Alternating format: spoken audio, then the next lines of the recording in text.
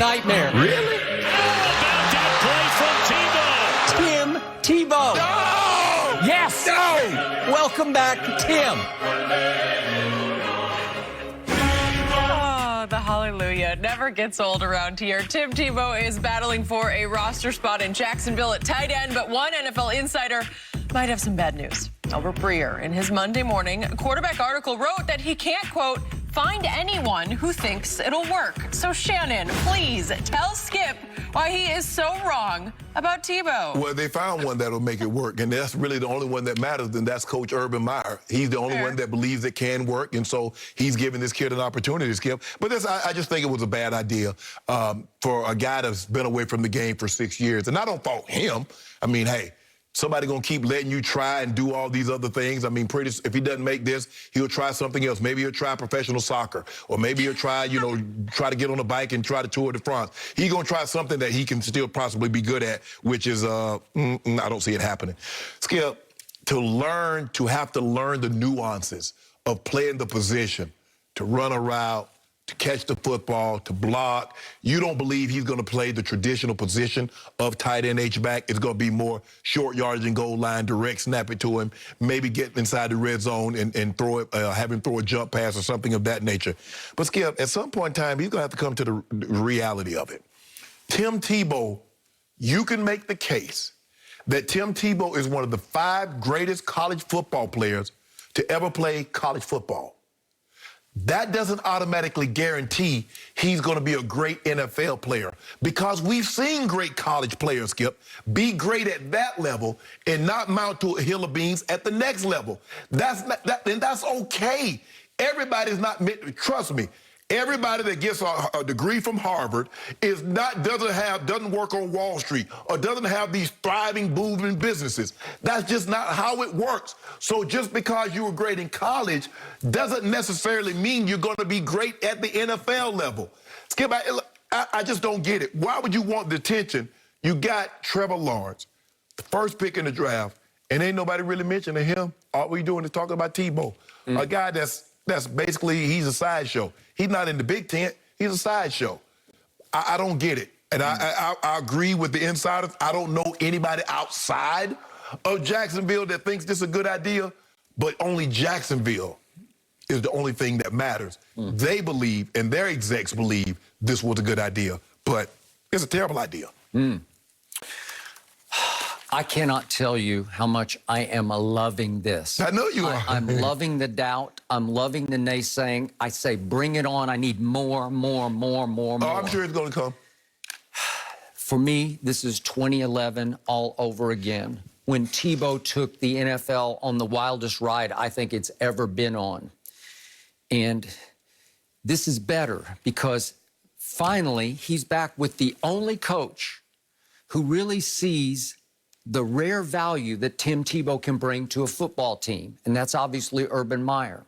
As I keep telling you, this will be the blueprint all over again of his freshman year at Florida, when all he was the catalyst for a national championship as the H-back, as the designated scorer for a Chris Leak offense, in which Chris Leak was the franchise quarterback. He was the Trevor Lawrence, but Tim scored touchdowns like touchdown Tim only can. Jump passing and bulldozing.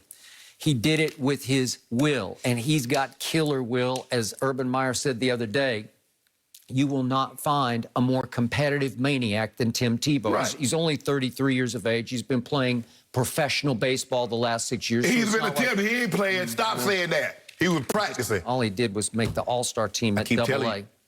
And I'm going to remind you, what he did in 2011 was in spite of your man, John Elway, in spite of the coach, John Fox, who did not want him to play quarterback for the Denver Broncos. And all he did was play it at a very high level, because I think he showed you in a big body of work.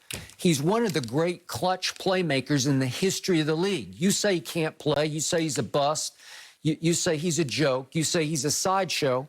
But I can just give you a quick walk back through memory lane, down memory lane. I can show you the clutch playmaking. It's spectacular. And it didn't happen for 1 or 2 games. It happened for a whole year. Skip, I didn't say he was a bust. But based on what he did in college, his NFL career wasn't even close to what it was in college. Okay, that's because he started 16 games for your Denver Broncos, and then, shockingly, almost inexplicably, he never started another game. No one ever gave him another chance to start because he's too outspoken about his religion. It's as simple as that. And he creates a media circus around him because he will, again, pour gasoline on that fire. But it seems like it doesn't seem like Urban Meyer got a problem. Well, Urban knows how valuable he used.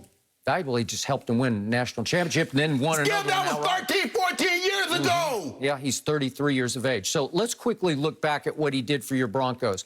Remember, I said before the draft I'd take him bottom of the first round, and Josh McDaniels, who was your head coach at the time, took him 25th overall, and I said you have to let him run his Urban Meyer offense. Ride and decide, read option, mix in some pass plays. He's not a great thrower of the football. He'll never make a Pro Bowl, I said, but he will win games in the NFL.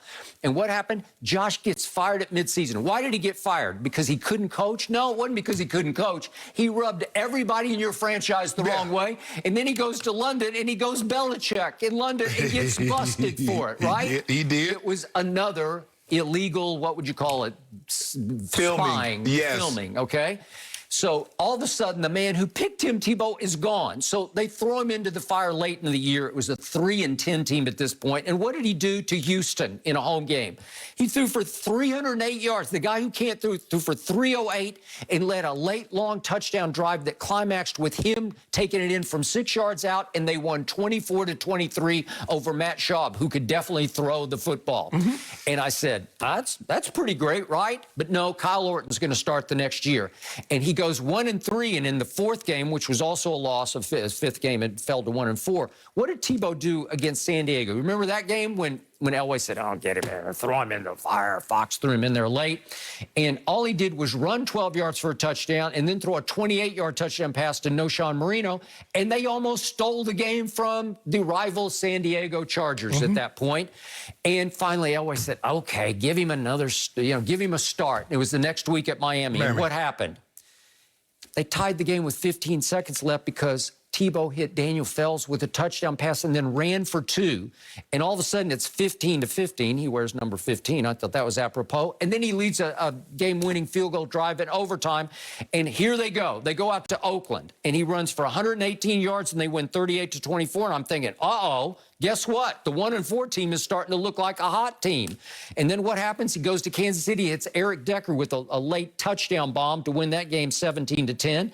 Then New York Jets, remember Thursday night? He bolts for 20 yards at the end of the game to win it at the buzzer. 20-yard touchdown run to beat them 17-13. I'm like, wow, here we go. People, okay? I'm just getting started. This is happening. You can't refute anything. This actually happened. This is some of the great clutch playmaking you'll ever see in the history of the NFL. And it just happened again and again and again. The mere fact that you're able to put that man's lifetime accomplishment in the NFL on a sheet of paper. People at home. That's the only opportunity ever. No, that's no opportunity. He had other opportunities. No. He went to the Jets. He went to the Eagles. Did he start a game for any of them? Nope. That should tell you something. Media circus. No, he's too much of a distraction. We got to get rid of him. Get rid of him. He brings too much media attention. The media hates him. I know a lot of guys that are media attraction, but if they can play. At San Diego, late field goal drive and led to overtime. And 39. A 39-yard pass and a 23-yard pass to force overtime, then won it in overtime. At Minnesota, he throws 41 and 21-yard touchdown passes to win a shootout, 35-32. Chicago, late touchdown pass to Demaryius, cut it to 10-7. Then he completes passes of 9, 11, and 19 to set up the tying field goal. Then a 10-yard pass to Demaryius wins the game. He's just throwing it like crazy, all clutch, all late game. I told you, QBR, last 5 minutes of that whole NFL year, he led the NFL in QBR because he can throw it when it's time to throw it. No, Skip, you know why that's the case. Because teams started playing prevent. They weren't playing the same way. And these are close games. All of them close games. No, Skip. No. He was coming back because teams were playing prevent defense. Oh, okay. You know that. So stop it. Skip. So then what happened? They played Pittsburgh in a home playoff game after they won the division and led the NFL in rushing thanks to Tim TeBow. And what does he do? He throws for 316 yards, including, we need to see it one more time. We got to see it one more time. No! throws a dart.